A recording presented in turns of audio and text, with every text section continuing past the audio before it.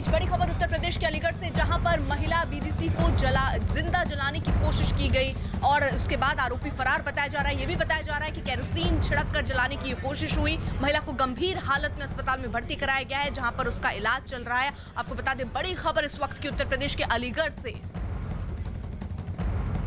तो यूपी के अलीगढ़ से ये बड़ी खबर है, जहां पर एक महिला बीडीसी को जिंदा जलाने की कोशिश हुई है। बताया जा रहा है कि आरोपी ने महिला पर केरोसिन छिड़क कर आग लगा दी। महिला को पुलिस ने गंभीर हालत में अस्पताल में भर्ती करवाया है। मामला अलीगढ़ के गुरीसरन का है। तो ये बेहद चौंकाने वाली घटना है और बताया जा रहा है कि घटना के बाद आरोपी फरार है। अजीत हमारे सहयोगी फोन लाइन पर मौजूद हैं। अजीत, जिंदा जलाया गया है महिला को, कैसी हालत है महिला की और बेहद चौंकाने वाली ये घटना?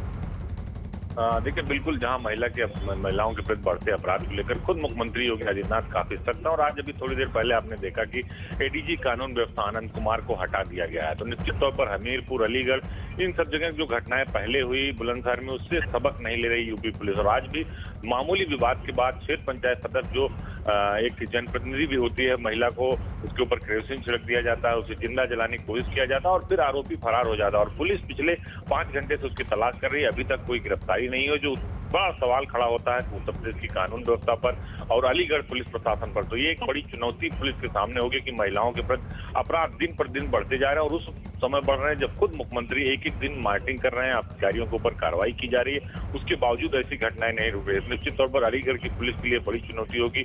महिला को एएन मेडिकल कॉलेज में भर्ती कराया गया, जहां पर उसकी हालत गंभीर बनी हुई है और दूसरी तरफ अभी आरोपी की गिरफ्तारी नहीं हो पाई है, जबकि उसकी पहचान जरूर कर ली गई है। जसप्रीत। बिल्कुल अजीत, आपका इस तमाम जानकारी के लिए शुक्रिया। कोलकाता में हड़ताल कर रहे डॉक्टरों को अब पटना के डॉक्टरों का भी साथ मिला है। पटना एम्स के डॉक्टर एक दिन की सांकेतिक हड़ताल कर रहे हैं। सभी डॉक्टरों की सुरक्षा की मांग है।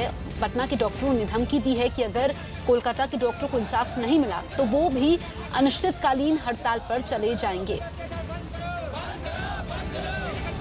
कोलकाता में डॉक्टरों के साथ हुई मारपीट के बाद देश भर के डॉक्टर गुस्से में हैं और यह तस्वीर है पटना एम्स का। साफ तौर पर आप देख सकते हैं डॉक्टर कैंपस के बाहर निकलकर प्रदर्शन कर रहे हैं और इनका सीधे तौर पर यह मांग है कि कार्रवाई होनी चाहिए जिन लोगों ने भी मारपीट की है। और साथ ही देश भर में जिस तरह से डॉक्टरों का गुस्सा सामने आया है, यह साफ तौर पर दिखा रहा है कि डॉक्टर सभी एक साथ खड़े हैं और इनका मांग है कि ऐसे लोगों पर जल्द से जल्द कार्रवाई हो और साथ ही इन लोगों को सुरक्षा भी दी जाए।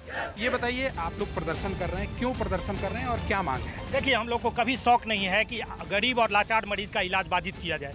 जब हम लोग लाचार होते हैं और हम लोग भी मानव है, जब हम लोग खुद सुरक्षित नहीं महसूस करेंगे तो फिर गरीब और लाचार मरीज का इलाज कैसे कर पाएंगे। जैसे कि आप लोगों को जानकारी ही होगी कि NRS-MCH में कलकत्ता में जो इंटर्न डॉक्टरों पर जानलेवा हमला हुआ, एक बार नहीं 2-2 बार 200 करके आम दल हुजूम में आकर और हॉस्टल पे आकर पेट्रोल बम फेंका गया। जब भी हड़ताल या कोई भी इस तरह का हम लोग आंदोलन करते हैं तो सरकार उस समय में तो सक्रिय रहती है, उसके बाद कान में तेल देकर सो जाती है।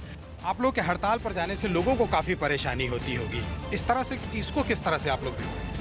हमें ऐसा लगता है कि ये हड़ताल जो है ये पहली बार तो हुआ नहीं है। हर बार सरकार से हम मांग करते हैं और हर बार हमें ये आश्वासन दिया जाता है, लेकिन आज फिर वही घटना कलकत्ता में पिछले दिन घटा है। तो इसलिए हमें ये चाहिए कि एक प्रॉपर लॉ इम्प्लीमेंट किया जाए और वो लॉ को पास किया जाए और उसको इम्प्लीमेंट भी किया जाए और हमें सुरक्षा का माहौल प्रदान किया जाए। अभी ये हड़ताल फिलहाल आज के लिए है और ये सिक्योरिटी हमारी मांग नहीं होनी चाहिए। ये एक बेसिक ह्यूमन राइट है, इसकी ये नौबत ही नहीं आनी चाहिए कि सिक्योरिटी के लिए हड़ताल करनी पड़ रही है। अभी ये सिर्फ आज के लिए हड़ताल है, अभी भी सारे डिपार्टमेंट की इमरजेंसी सेवाएं चल रही हैं, लेकिन मजबूर होने पर कल क्या करना पड़े, इस हड़ताल को कितना लंबा जाना पड़े, ये तो अब हम अभी नहीं बता सकते। जम्मू कश्मीर में बारामूला के जुनैद फारूक के आतंकी संगठन हिजबुल मुजाहिदीन से जुड़ने के बाद उसके परिजनों का रो रो कर बुरा हाल है। जुनैद की मां और बहन तो रो रो कर बेहाल हो गई हैं। जुनैद की मां बार बार उससे वापस लौटने की गुहार लगा रही हैं। कुछ दिन पहले घर से लापता होने के बाद जुनैद फारूक का AK-47 के साथ एक फोटो भी सामने आया था। रिफत हमारे सहयोगी फोन लाइन पर मौजूद हैं। रिफत, परिवार का तो रो रो कर बुरा हाल है, लेकिन चिंता की बात यह भी है कि घाटी के नौजवान अब आतंक के रास्ते पर चल रहे हैं। देखिए, ये जो वीडियो आया है ये उनके परिवार वालों का है। जो जुनैद है, हाल ही में उनका एक पिक्चर वायरल हो गया था गन लेके और ये समझा जा रहा है कि उसने HM ज्वाइन किया है 9 जून को और अब उनके घर वाले ये मांग कर रहे हैं कि उनका बेटा अपने घर वापस आए। और उनके जो दादाजी हैं या उनकी माँ जो है, उनका कहना है कि यही एक उनके घर का या परिवार का सहारा है। उनकी बहनें भी हैं और बाकी जो रिश्तेदार हैं उन्हीं पे डिपेंडेंट हैं।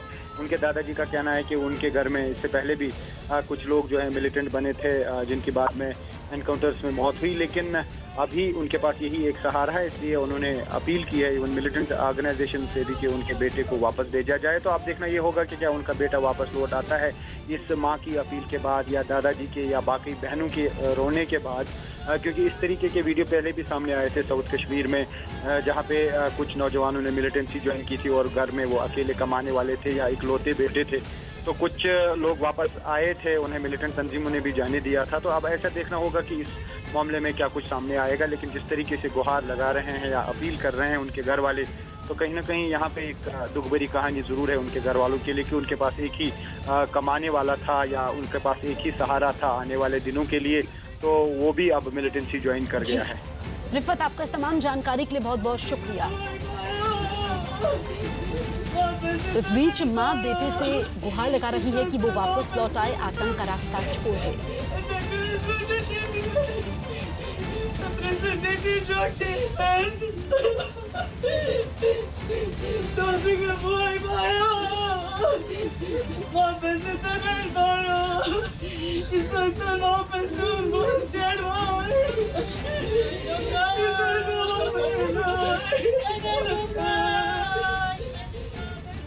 राजस्थान के धौलपुर में चंबल के डकैत जगन गुर्जर की गुंडागर्दी देखने को मिली। जगन गुर्जर और उसके 2 साथियों ने धौलपुर के बसेड़ी रोड पर कई दुकान वालों की जमकर पिटाई की।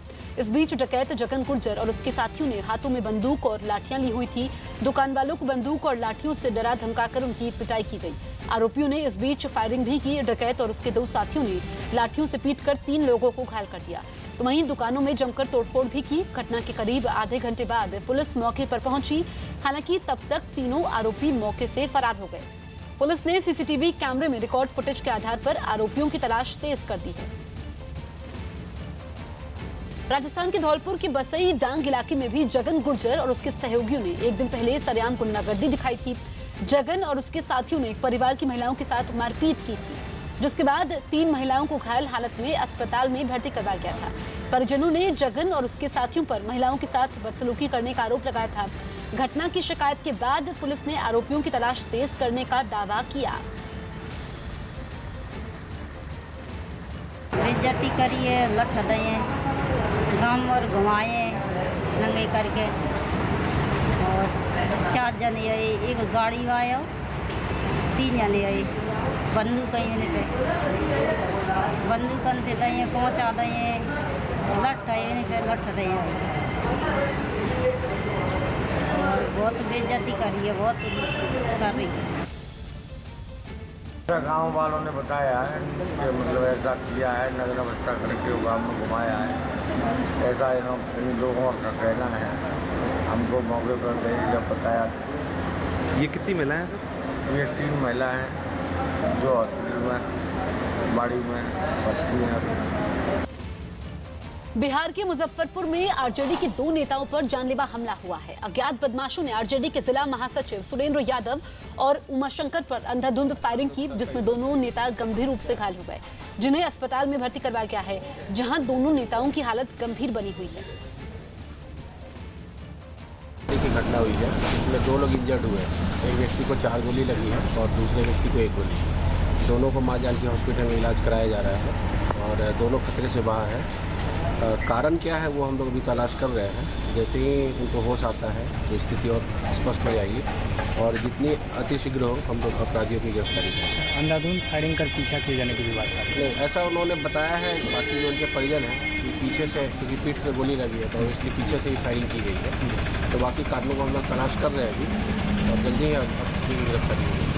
छत्तीसगढ़ के जांजगीर चौपा में जंगल से भटककर रिहायशी इलाके में पहुंचा एक तेंदुआ एक मकान में घुस गया। दावा किया गया कि तेंदुए ने उस मकान में रहने वाले 2 लोगों पर हमला कर दिया, जिससे वो जख्मी हो गए। तेंदुए के मकान के अंदर होने की खबर लगते ही वहां लोगों की भारी भीड़ जुटी और लोग वन विभाग के लोगों के आने का इंतजार करते दिखे। वन विभाग की टीम मौके पर पहुंची और तेंदुए को बेहोश कर उसे कमरे से बाहर निकालने लगे, लेकिन लोगों की भीड़ कमरे के पास भी जुट गई। वन विभाग के लोग तेंदुए को जाल में डालकर गाड़ी के पास लाए। हालांकि उन्हें भीड़ को काबू में करने में भी मशक्कत करनी पड़ी और लोगों को पीछे तक धकेलना पड़ा। हालांकि बाद में वन विभाग के लोग तेंदुए को गाड़ी में डालकर ले गए।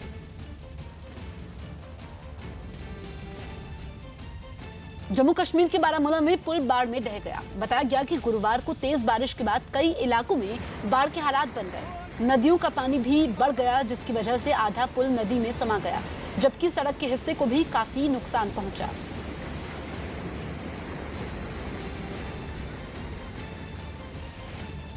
मुंबई में बोरीवली हाईवे पर बने फ्लाईओवर के नीचे खड़ी गाड़ियों में आग लगने से अफरा तफरी फैल गई। गाड़ियों में आग लगने से पूरे इलाके में धुआं फैल गया। आग पर काबू पाने की कोशिश जारी है। फिलहाल आग लगने की वजह का पता नहीं चल पाया। तो आग से इलाके में हड़कंप मच गया। मुंबई की घटना है। आग कैसे लगी इसका पता अभी तक नहीं चल पाया है। बोरीवली इलाके में ये आग लगी और आग भीषण थी। काला धुआं नजर आ रहा था। दरअसल फ्लाईओवर के नीचे आग लगी, लेकिन आग कैसे लगी इसको लेकर जांच चल रही है।